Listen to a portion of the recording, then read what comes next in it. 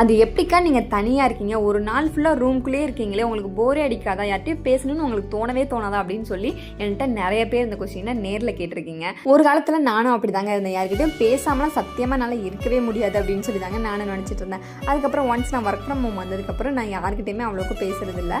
So நான் உண்டு என்னோட வேலை உண்டு மட்டும்தாங்க பார்த்துட்டு இருந்தேன். அதுக்கப்புறம் கொஞ்ச நாள் போக போக வந்து எனக்கு தனிமையே ரொம்ப பிடிச்சிருச்சு. தனிமைக்கு நான் ரொம்ப அடிக்ட் ஆன மாதிரி எனக்கு ஃபீல் ஆகிடுச்சுங்க. ஸோ தனியாக இருக்கிறதே ஜாலியாக தானே இருக்குது அப்படின்னு சொல்லி எனக்கு இப்போ பழகிடுச்சு. ஸோ யாரும் எனக்கு வீட்டில் இல்லைன்னா அது வந்து ஒரு மாதிரியாக நான் நல்லா ஜாலியாக எனக்கு பிடிச்ச படத்தை பார்த்துக்கிட்டு பிடிச்ச பாட்டை போட்டுக்கிட்டு நானும் அப்படியே ஜாலியாக வைப் பண்ணிகிட்டு இருப்பேன். ஸோ இப்போவும் அப்படி தான். ஸோ தனியாக இருக்குது அப்படின்றது ஒரு தெரப்பி மாதிரிங்க. ஸோ ஒன்ஸ் நீங்கள் தனிமைக்கு பழகிட்டீங்க அப்படின்னா நமக்கு யாருமே தேவைப்பட மாட்டாங்க. யாருக்கிட்டேருந்து எதையும் எக்ஸ்பெக்ட் பண்ண தேவையில்லை. நம்ம உண்டு நம்ம வேலை உண்டுன்னு மட்டும் பார்த்துக்கிட்டு இருக்கலாங்க. இப்போலாம் என்னோட பெஸ்ட் ஃப்ரெண்ட் யார் தெரியுமாங்க? என்னை சுற்றி இருக்க அந்த 4 செவர் தாங்க. Once you addicted in alone you don't want any one in your லைஃபுங்க. See all in next video. Ta ta, bye bye.